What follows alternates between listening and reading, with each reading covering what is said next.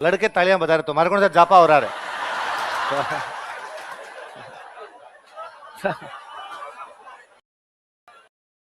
इसलिए अब जाके थोड़ा कम हुआ है, वरना अपने आज भी छोटे छोटे कस्बों के अंदर ऐसे स्कूल मिल जाएंगे जिनके लिए अपने कहते हैं आधो प्राइवेट आधो सरकारी है।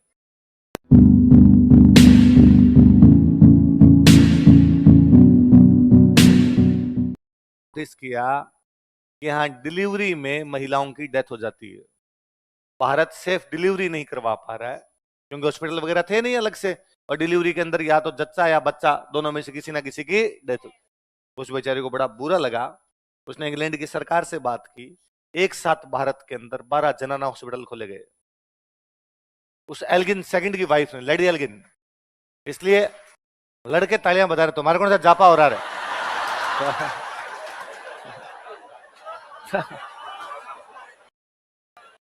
लड़कियों का समझ में आता, राजी हो तो राजी हो। वाह, कोई नहीं कोई नहीं, बजा ली अब अंग्रेजों की अच्छी बात भी बजाइए। अच्छा, इसलिए आप यदि कभी जयपुर के जनरल हॉस्पिटल भी जाएंगे ना कभी, तो वहां भी आप देखेंगे कि वहां लेडी एल्गिन के बारे में, उनके बारे में लिखा हुआ है। तो ये जो गवर्नर जनरल की वाइफ वगैरह थे ना, इन्होंने बेचारे ने खूब सारा अलग अलग शिक्षा के क्षेत्र में, हॉस्पिटल के क्षेत्र में कार्य किया था।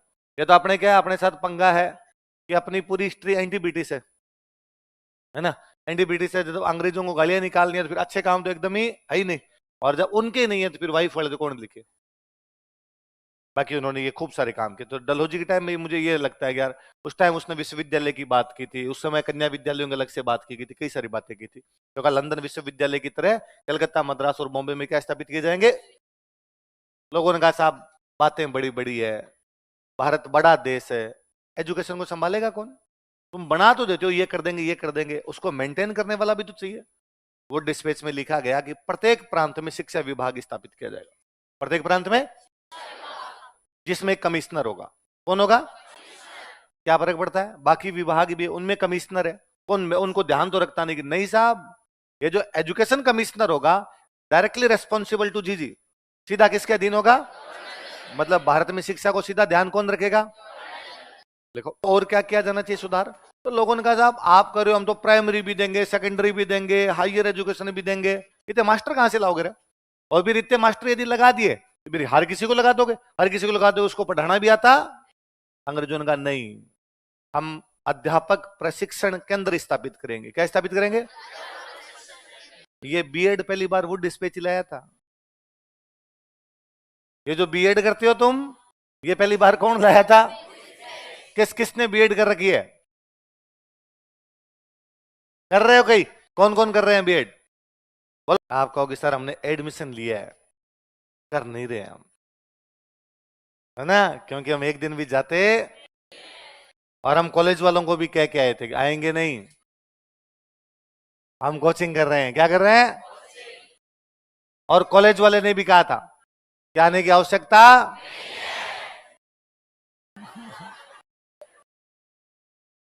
तुम तो खाली, बाकी हम जाने हमारा। और फिर हम कभी बैठ के ट्विटर पे, व्हाट्सएप पे, फेसबुक पे लिखते हैं देखिए भारत में शिक्षा की हालत,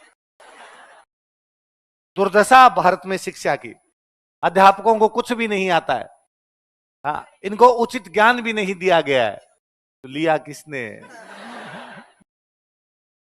चलो तो कौन से केंद्र स्थापित किए जाएंगे? अध्यापक प्रशिक्षण केंद्र। किसी ने आगे कहा भाई साहब खाली एजुकेशन देने से क्या होगा, रोजगार मिलना चाहिए, एजुकेशन का उद्देश्य हो पेट भरे, पढ़ा देते हो नौकरी तो मिलती नहीं। अंग्रेजों ने कहा नहीं भाई, हम ऐसी एजुकेशन देंगे जिससे लोगों को नौकरी मिले। क्या करोगे? एक तो हम टेक्निकल एजुकेशन देंगे। कैसी देंगे? टेक्निकल चीजें सिखाएंगे कि बंदा बाहर जाके अपने स्किल डेवलपमेंट कर देंगे, कुछ ना कुछ कर सके। हम उसको बिजनेस की शिक्षा देंगे, वोकेशनल एजुकेशन, व्यावसायिक शिक्षा। कौन सी देंगे? तो तकनीकी शिक्षा देंगे और व्यावसायिक शिक्षा देंगे, बिजनेस के बारे में बताएंगे, टेक्नोलॉजी के बारे में बताएंगे, तो बंदा बाहर जाके अपनी दुकानदारी खोल सकता है, वो शिक्षा उसकी कहीं ना कहीं काम में आ जाएगी। देख लो किसी ने कहा ज्यादा बातें नहीं करती, टेक्निकल भी करेंगे, वोकेशनल भी करेंगे, विमन वाला भी करेंगे, हम तो ये भी कर देंगे, ये भी कर देंगे, ये भी कर देंगे। इतने रुपए कहां से लाओगे? तुम्हारे पास इतने क्या संसाधन है सरकार के पास? सरकार ने कहा हम जानते हैं कि हमारे पास संसाधन ज्यादा नहीं, इसलिए हम प्राइवेट सेक्टर से भी कहना चाहेंगे कि कि आप भी स्कूल्स खोलो, आप भी कॉलेज खोलो, सरकार उसमें सहायता कर देगी। आधा रुपया प्राइवेट सेक्टर लगा दे, आधे सरकार लगा दे, हम एजुकेशन कर लेंगे। इसलिए अब जाके थोड़ा कम हुआ है, वरना अपने आज भी छोटे छोटे कस्बों के अंदर ऐसे स्कूल मिल जाएंगे जिनके लिए अपने कहते हैं आधो प्राइवेट आधो सरकारी है।